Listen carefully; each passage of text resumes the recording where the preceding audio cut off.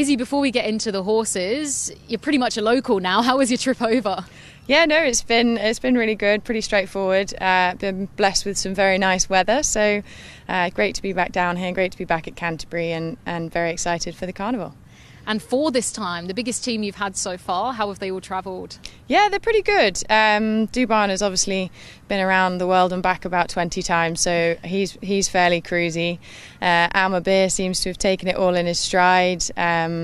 Marama, actually, for a kind of younger filly, seems to be really enjoying it and thriving. And obviously, Desert Hero lost a bit of weight on the flight, but seems to be settling in really nicely. I've been very happy with his work, and he's enjoying the kind of grass and the rolling and all of those things that kind of come with the territory. Is he back into his food and gaining that weight again? Yeah, definitely, which is really nice to see. Dubai Honour, you mentioned, obviously he has been all around the world. He's a bit of a jet setter. I'd love to have his frequent flyer points. How is he different as he's sort of grown and experienced this time around? To be honest, he sort of seems to just take everything in his stride.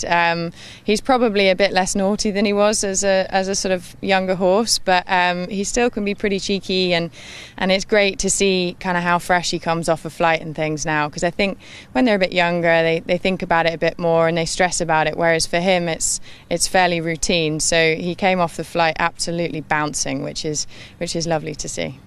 What's the plan for him? Because we noticed that he was going to go to the Ranvet, and then we noticed that Tom Marquand was in Sydney, so we're all speculating where he's going to be running. What's the plan? I think hopefully he'll go for the Tancred next weekend. He's proven himself last year that he's probably almost a better horse over 1.5 miles. He won the Prix de Saint-Cloud over 1.5 miles at Saint-Cloud, and then he was second at Baden-Baden in another Group 1, and then he was obviously second at the end of the year in Hong Kong over 1.5 miles. So he's definitely kind of proven himself over that trip, and it looks a really nice race for him. So he'll go there and then see how he comes out of that and make a plan. He's obviously proven time and time again that he's just a world-class horse at the top level. He's clashed against the likes of Via Sistina, who obviously Australians have such a high opinion of. Do you think he's continued to progress and that he's going to be just as competitive as ever this time? I think so. You know, he's in really, really good form. I think that run in Hong Kong was absolutely huge. He was a bit unlucky in the race, and you kind of thought he might have won, and then you look at how unlucky the eventual winner actually was, Giavolotto, and you can kind of, you know, you can't be upset. So I think he's still proving himself. You know, that was only a couple of months ago, so I still think he can definitely perform at the top level despite being a 7-year-old. I noticed that a lot of your runners, the 3 out of the 4, had earmuffs on before they were heading out. Is that just because they're less experienced overseas than, say, Dubai Honour? A little bit. You know, Desert Hero is sort of a notoriously slightly stressy horse, so that just kind of takes the edge off him. And the other 2, it just kind of keeps them nice and quiet. You know, they're not getting too hot at the moment because it's nice and cool. So it's one of those things. If they're training nicely in them, then just leave it alone, really. On to Addeybb. What makes him a good horse to come over? You know, I think he's got a great mind for it, a bit like Dubai Honour. He won a listed race nicely at Sandown last year. He could probably do with a little bit more cut in the ground, but I think he's a lovely big sound horse, and he's the ideal kind of mentality and type to come down here. He's obviously had slightly less experience at Group 1 level compared to the likes of Dubai Honour. Obviously that standard is very high. Do you think he's still going to be very competitive and make his presence felt? Absolutely. At home he's always been a horse that we've thought very highly of, and sometimes he doesn't sort of translate that into the afternoon. So, you know, if he can translate that sort of working form in the mornings, you know, he's been galloping with Dubai Honour since he's been here, and he's well able to match him. So you'd hope that he can translate that into the afternoon, and we'll hopefully see a nice run on Saturday.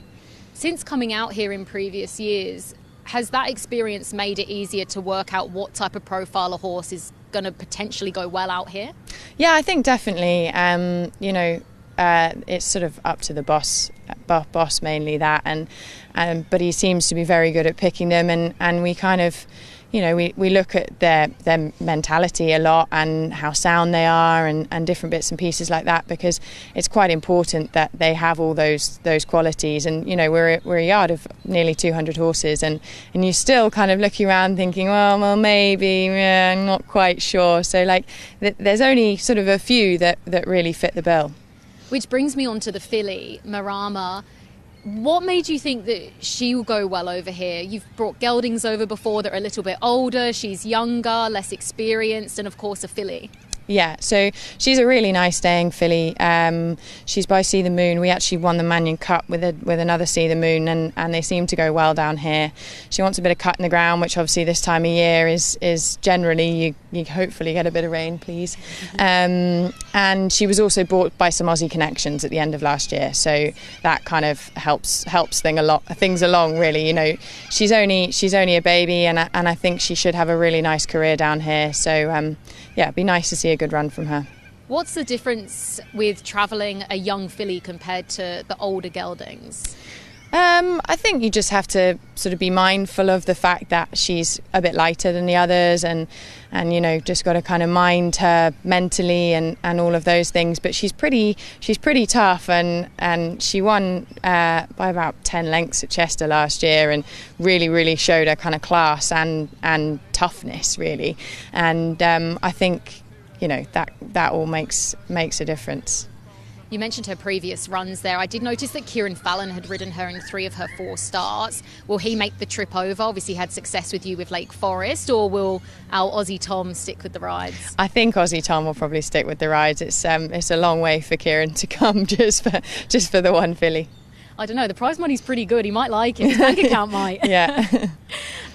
Desert Hero, you mentioned he's a little bit more of a spicy type and he lost a little bit of condition, but what's the plan for him? Is he straight to Sydney Cup? We're going to kind of see how he goes. He's got a few entries, and it'll be conversations between the boss and John Warren. He's in the Queen Elizabeth as well.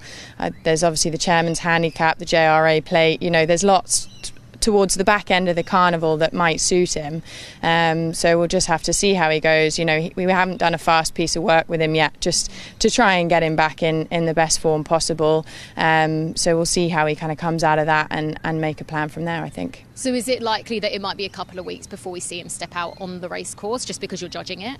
I think so, yeah. Give him as much time as possible. He's settled really well, and he's kind of gradually putting on weight and doing better and better, and I think I'm of the opinion, and so is the boss, that the longer he's here, the more he'll thrive, and if you can give him that time, which we have a bit of time, it's probably in the horse's best interests. He gave His Royal Highness King Charles his first ever win as an owner. Does that mean we might see him over here in Sydney? I really don't know. That would be very exciting, but that to be determined. I had to ask the question. How many times a day does William call you? Actually, not that often.